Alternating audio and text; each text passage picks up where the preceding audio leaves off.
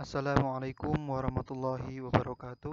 Perkenalkan, nama saya Sifa Usyarif dari kelompok 2 kelas Ilmu Pemeliharaan Ternak B. Pada kesempatan kali ini saya akan menjelaskan mengenai laporan praktikum ilmu pemeliharaan ternak. Latar belakang program pemeliharaan ternak yaitu merupakan salah satu program di mana digunakan untuk menyeleksi ternak. Menyeleksi ternak yaitu dengan cara menyeleksi atau mengeliminasi ternak-ternak yang dimungkinkan atau diasumsikan bahwa ternak itu mempunyai potensi genetik yang buruk dan mengambil atau memilih ternak-ternak yang memang mempunyai potensi genetik yang baik untuk dilanjutkan dalam peternakan. Genetik pada ternak baik maupun yang unggul maupun yang kurang baik itu dapat diketahui melalui perhitungan heritabilitas, korelasi genetik, dan juga repeatabilitas. Ternak yang mempunyai potensi genetik yang unggul atau baik itu memungkinkan ketika dia menghasilkan anakan itu akan berkualitas unggul pula dan diharapkan mampu meningkatkan produktivitas ternak. Begitupun dengan si ternak yang memang potensi genetiknya itu kurang baik, maka akan menghasilkan anakan yang kurang baik pula.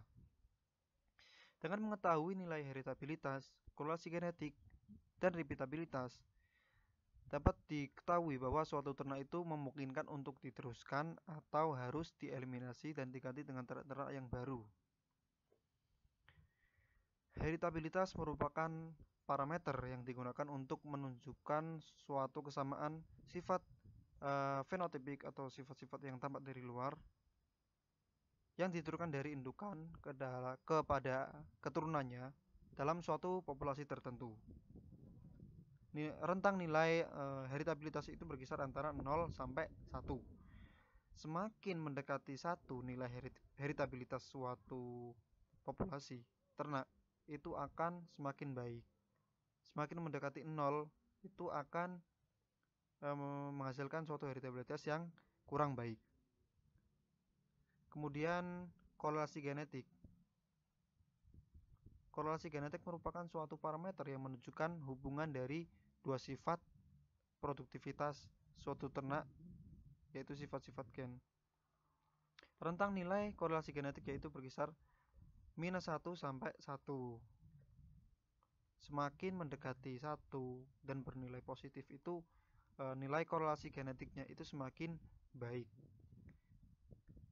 Dan ketika si nilai korelasi genetik ini mendekati atau semakin kecil sampai dia mendekati minus 1 itu akan semakin kurang baik nilai korelasi genetiknya. Kemudian repeatabilitas. Repeatabilitas merupakan suatu parameter untuk menunjukkan tingkat pengulangan produksi suatu ternak. Pengulangan produksi 2 periode itu menggunakan metode perhitungan repeatabilitas antar kelas. Kemudian untuk yang lebih dari 2 itu menggunakan metode perhitungan repeatabilitas dalam kelas. Rentang nilai repeatabilitas yaitu berkisar antara minus 1 sampai 1. Kemudian tujuan dilakukannya praktikum ilmu pemeliharaan ternak. Bahwa tujuan dilakukannya praktikum ilmu pemeliharaan ternak itu mahasiswa itu dapat mengetahui dan memahami perhitungan nilai heritabilitas, korelasi genetik, dan repeatabilitas serta maknanya atau dapat menyimpulkan dari perhitungan tersebut itu dapat disimpulkan seperti apa dan bagaimana dan langkah apa yang harus dilakukan. Kemudian manfaat praktikum ilmu pemeliharaan ternak yaitu mahasiswa dapat mengaplikasikan mengenai perhitungan nilai heritabilitas, korelasi genetik, dan repeatabilitas dalam program pemeliharaan ternak. Jadi ketika nanti si mahasiswa ini lulus dari perkuliahan, maka dimungkinkan dapat menghitung dan mengaplikasikan ilmu yang didapat dari praktikum ilmu pemeliharaan ternak ini. Berikut merupakan data dummy produktivitas bobot lahir pedet dan bobot sapi pedet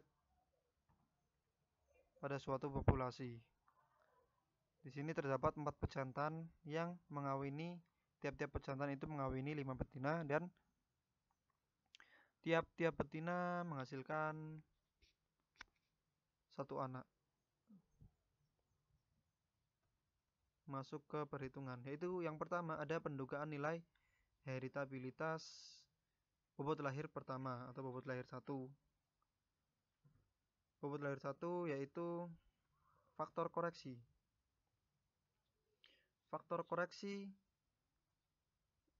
rumusnya yaitu FK sama dengan Y titik-titik kuadrat bagi N titik. Didapatkan nilai faktor koreksi yaitu 145,422245.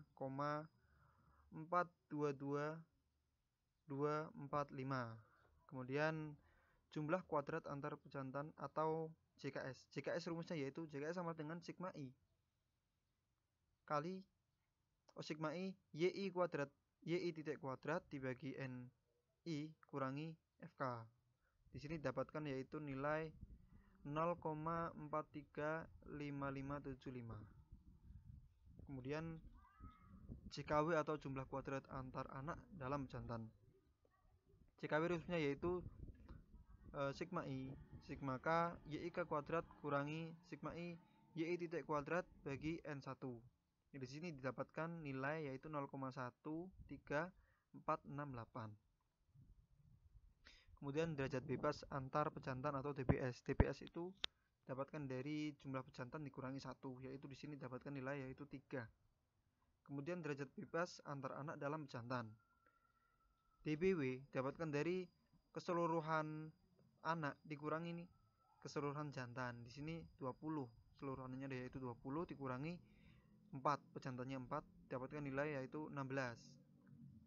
Kemudian masuk ke kuadrat tengah antar pejantan atau KTS. KTS sama dengan jumlah kuadrat antar pejantan dibagi dengan derajat bebas antar pejantan. Di sini didapatkan nilai yaitu 0,145191667.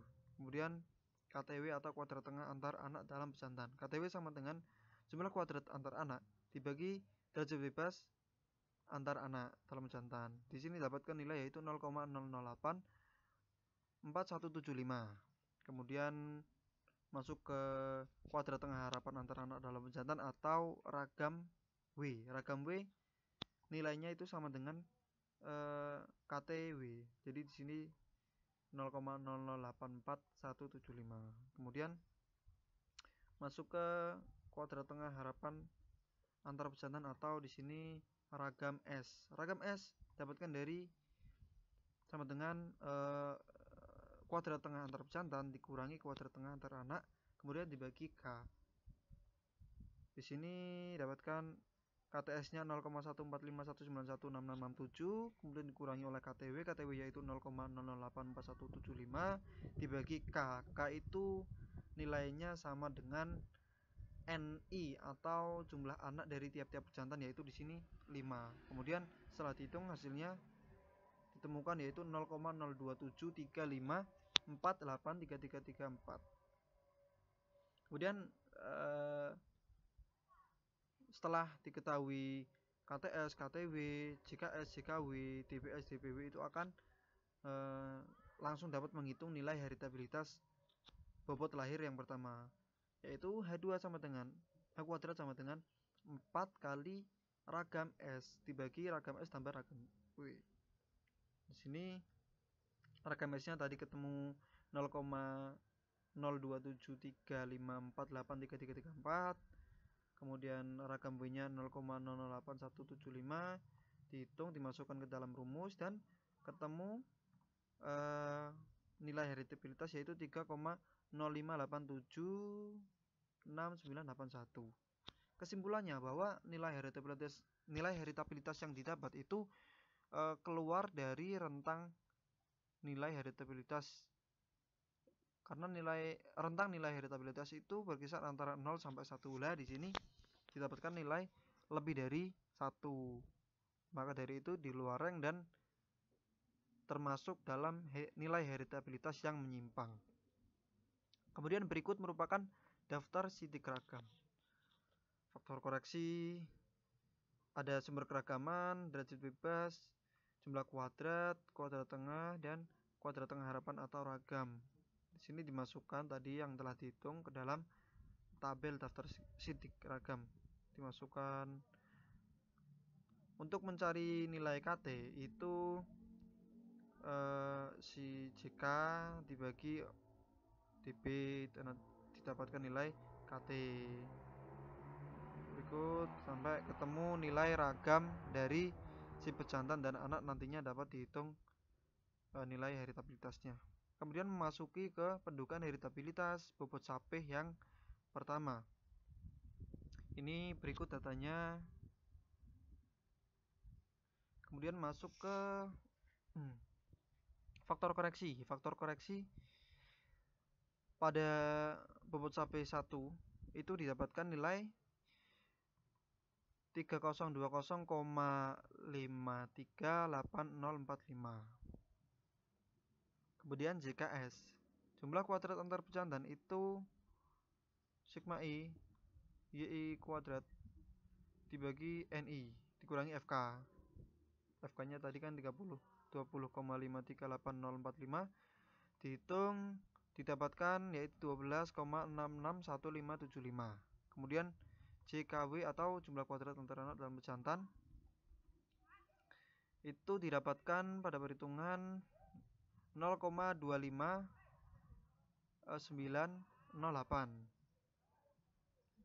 Kemudian derajat bebas sama seperti heritabilitas yang pertama tadi, yaitu untuk antar pejantan jumlah pejantan kurangi 1, di sini didapatkan 3. Kemudian untuk derajat bebas anak dalam pejantan itu jumlah keseluruhan anak dikurangi pejantan, yaitu 20 kurangi 4 sama dengan 16. Kemudian KTS atau kuadrat tengah antar pejantan itu JKS dibagi DBS, di sini dapatkan nilai yaitu 4,220525. Kemudian KTW kuadrat tengah antar anak dalam pejantan itu JKW kurangi DBW, di sini dapatkan 0,0161925. Kemudian dihitung ragam dari anak antar anak dalam pejantan, nilainya sama dengan KTW yaitu 0,0161925. Kemudian perhitungan ragam atau kuadrat tengah harapan dari antar pejantan yaitu KTS kurang KTW dibagi K. Di sini dapatkan nilai yaitu 0,840865. Kemudian setelah diketahui nilai-nilai dari ragam pejantan maupun ragam anak, itu langsung dapat dihitung nilai heritabilitasnya. Heritabilitasnya di sini didapatkan nilai yaitu 3,9244276007. Kesimpulannya bahwa si nilai heritabilitas ini keluar dari rentang yang telah ditentukan dari nilai heritabilitas. Karena nilai heritabilitas itu berkisar antara 0 sampai 1. Di sini didapatkan nilai 3,92 sekian. Itu berarti nilai heritabilitas menyimpang. Ada faktor-faktor yang mempengaruhi penyimpangan dari nilai heritabilitas yang didapatkan. Berikut daftar sidik ragam. Perhitungan yang tadi sudah dilakukan itu dimasukkan ke tabel daftar sidik ragam untuk menyederhanakan dalam pemahaman. Didapatkan ada SK, DB, CK, KT, dan ragam. Kemudian masuk ke pendugaan korelasi genetik bobot lahir yang pertama dengan bobot sapeh yang pertama. Berikut adalah datanya.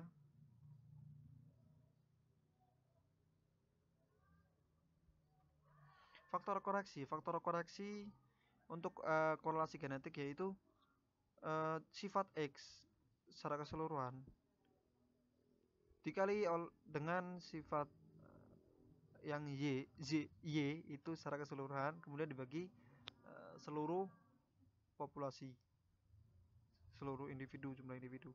Di sini 53,93 untuk sifat X-nya, kemudian untuk sifat Y-nya itu 246,03 dikali kemudian dibagi oleh si individunya. Keseluruhan individu yaitu ada 20. Didapatkan yaitu nilai 663,4199895. Kemudian JHKS atau jumlah hasil kali antar pejantan. Rumusnya yaitu sama JHKS sama dengan sigma I sifat XI kali YI bagi NI. Kemudian kurangi FK. Pada perhitungan di sini didapatkan yaitu nilai 1,337.245. Kemudian JHKW atau jumlah hasil kali antar anak dalam pejantan. Dihitung di sini didapatkan nilai yaitu minus 0,0914. Derajat bebas sama seperti tadi, jumlah jantan, kalau antara pejantan jumlah jantan kurangi 1, kalau antara anak jumlah anak kurangi jumlah pejantan. Kemudian hasil kari rata-rata antar pejantan atau HKRS. HKRS didapatkan dari JHKS dibagi oleh DBS, yaitu di sini setelah dihitung didapatkan nilai 0,445748333. Kemudian HKRW atau hasil kari rata-rata antara anak dalam pejantan itu didapatkan dari JHKW dibagi DPW. Di sini didapatkan nilai yaitu minus 0,00119625. Kemudian hasil kari rata-rata harapan antara anak dalam pejantan atau HKRHW itu nilainya sama dengan hasil kari rata-rata atau HKR dari anak. Kemudian setelah didapatkan HKRHS atau hasil kari rata-rata harapan antar pejantan itu dapatkan dari HKRS dikurangi HKRW dibagi K. Di sini setelah dihitung didapatkan nilai 0,089388916666. Setelah diketahui HKRHS sama nilai HKRHW itu langsung dapat dihitung nilai korelasi genetik antara bobot lahir 1 dengan bobot sapi 1. Yaitu setelah dihitung atau korelasi genetik sama dengan 4 kali kovarian S dibagi akar 4 kali ragam S dikali 4 kali ragam S sifat Y. Kemudian setelah dihitung di sini dapatkan nilai yaitu 0,58939047737. Kesimpulannya bahwa nilai korelasi genetik yang didapatkan 0,58939047737 itu menunjukkan bahwa 58,9% dipengaruhi oleh faktor genetik dan sisanya itu dipengaruhi oleh faktor-faktor lingkungan. Pada perhitungan ini didapatkan 0,589 itu termasuk korelasi genetiknya cukup tinggi, cukup baik.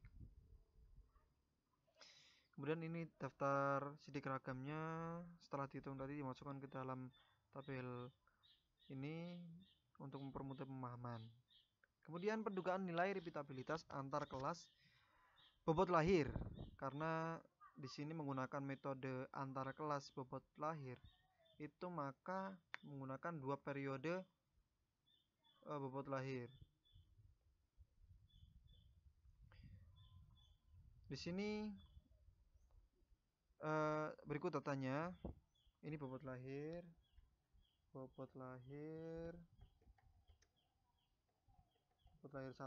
dengan bobot lahir 2.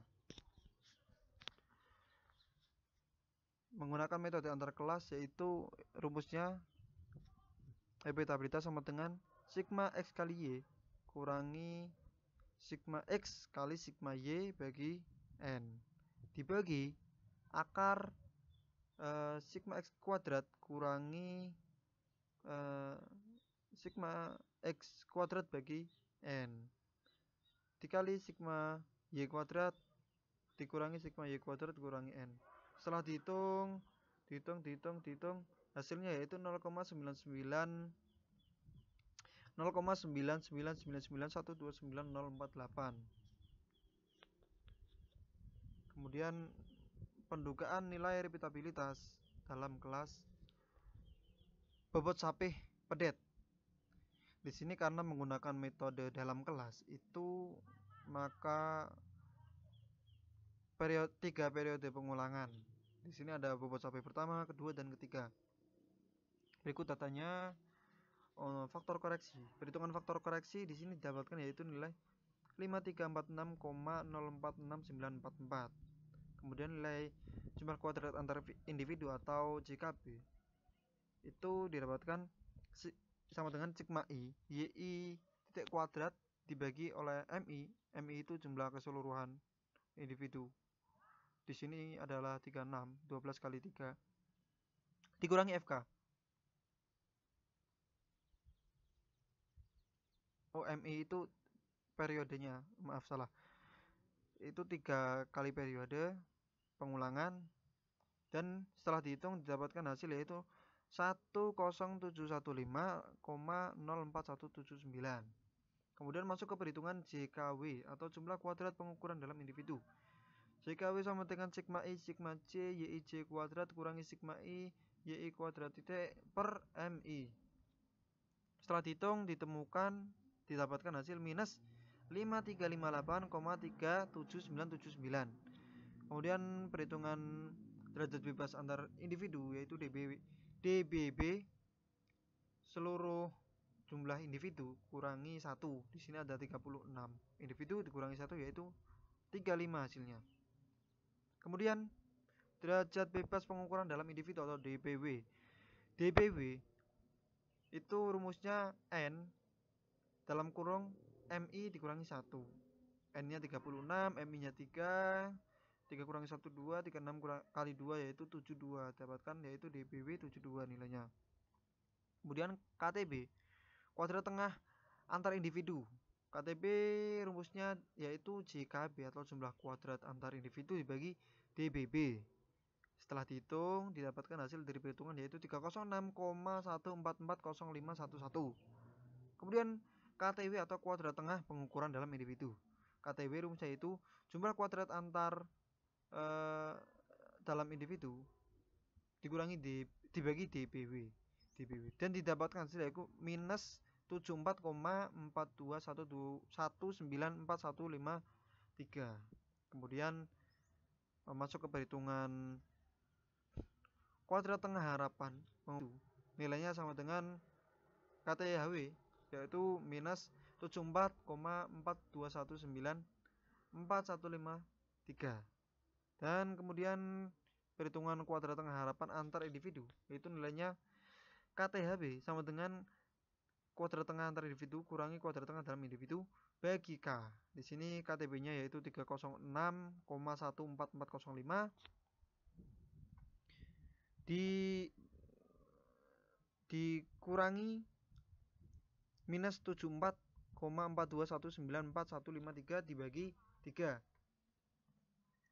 Dan setelah dihitung didapatkan nilai yaitu 126,8553309. Setelah diketahui nilai KTHW dan nilai KTHB itu dapat langsung dihitung nilai repeatabilitasnya. Repeatabilitas sama dengan KTHB dibagi KTHB tambah KTHW. KTHB-nya sama dengan 126,8553309 dibagi KTHB tambah nilai KTHW, yaitu setelah dihitung dapatkan nilai 2,41936164. Berikut di daftar sitikgramnya. Pembahasannya, berdasarkan perhitungan tadi itu nilai heritabilitas bobot lahir sapi pedet yang pertama adalah 3,0587691. Sedangkan untuk bobot sapi, heritabilitas bobot sapi itu 3,924427607. Hal ini menunjukkan bahwa nilai heritabilitas yang didapatkan dari perhitungan itu berada di luar rentang 0 sampai 1 dan termasuk dalam heritabilitas yang mengalami penyimpangan. Faktor-faktor yang mengaruhi faktor-faktor faktor yang mempengaruhi nilai heritabilitas itu ada periode pengambilan data, bangsa suatu ternak yang dihitung nilai heritabilitasnya, kemudian metode yang digunakan dalam perhitungan nilai heritabilitas, dan jumlah serta asal data yang digunakan. Menurut Hidayati et al. 2015 menyatakan bahwa nilai heritabilitas itu berada di luar rentang antara 0 sampai 1 disebabkan karena jumlah data yang digunakan itu sedikit. Jadi ketika data yang digunakan itu sedikit, maka ada kemungkinan atau probabilitas yang memungkinkan bahwa nilai heritabilitas itu yang didapatkan itu berada di luar rentang.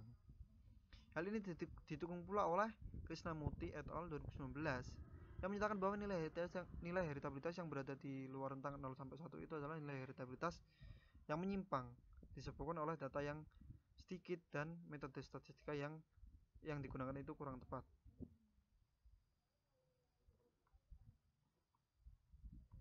Kemudian berdasarkan perhitungan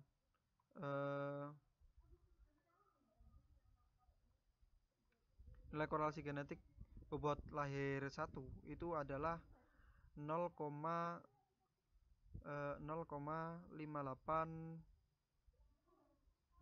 904,904,737. Hal ini diartikan bahwa korelasi genetik yang didapatkan dari hasil perhitungan itu cukup baik dan cukup tinggi. Menurut Widyaningrum 2017 menyatakan bahwa korelasi genetik tinggi itu berkisar antara 0,5 sampai 1. Dan di sini termasuk tinggi karena nilainya itu 0,589 atau 58,9%. Nilai korelasi genetik 58,9% itu dipengaruhi oleh genetik dan sisanya dipengaruhi oleh faktor lingkungan. Menurut Masudi et al. 2017 menyatakan bahwa korelasi genetik antar dua sifat dipengaruhi oleh gen-gen pleiotropi dan linked gen serta dipengaruhi oleh faktor lingkungan. Berdasarkan perhitungan nilai heritabilitas antar kelas, bobot lahir pedet sapi adalah didapatkan 0,9999129,048. Hal ini menunjukkan bahwa nilai heritabilitas bobot lahir sangat baik sekali, mendekati 1. Ini termasuk dalam nilai heritabilitas yang tinggi. Sehingga kemungkinan probabilitasnya untuk periode berikutnya itu juga baik dilihat dari nilai heritabilitas antar kelas bobot lahir. Menurut Sutisna et al. 2020 menyatakan bahwa nilai heritabilitas yang tinggi memungkinkan pengulangan yang sama pada periode produktivitas yang akan datang.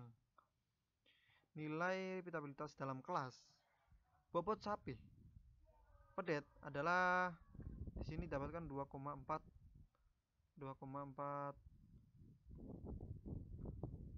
1936164. Hal ini menunjukkan bahwa nilai tersebut berdasarkan perhitungan itu keluar dari rentangnya yaitu minus 1 sampai 1. Penyimpangan ini dipengaruhi oleh faktor-faktor yaitu jumlah datanya yang sedikit dan juga metode statistika yang kurang tepat. Menurut Un et al. 2016 menyatakan bahwa nilai heritabilitas yang dipengaruhi oleh populasi ternak nilai heritabilitas itu dipengaruhi oleh populasi ternak, jumlah data yang digunakan, dan metode perhitungan estimasi yang digunakan. Kesimpulan, nilai heritabilitas dari perhitungan berada di luar rentang karena beberapa faktor yang mempengaruhi, antara lain jumlah data yang sedikit dan metode perhitungan yang digunakan itu kurang tepat sehingga terdapat penyimpangan nilai-nilai yang didapatkan. Nilai korelasi genetik pada perhitungan antara bobot lahir dan bobot sapi itu menunjukkan nilai yang cukup baik karena termasuk cukup tinggi. Kemudian nilai heritabilitas antar kelas bobot lahir pedet itu sangat baik karena nilai yang didapatkan dari perhitungan itu mendekati 1 yaitu 0,999 sekian dan memungkinkan pada periode berikutnya produktivitasnya baik juga. Kemudian nilai heritabilitas dalam kelas bobot sapi pedet itu mengalami penyimpangan yaitu berada di luar rentang minus 1 sampai 1 disebabkan oleh faktor jumlah data yang sedikit dan juga metode perhitungan yang kurang tepat. Sekian penjelasan mengenai praktikum ilmu pemeliharaan ternak dari saya. Apabila terdapat salah kata, saya mohon maaf sebesar-besarnya. Terima kasih. Wassalamualaikum warahmatullahi wabarakatuh.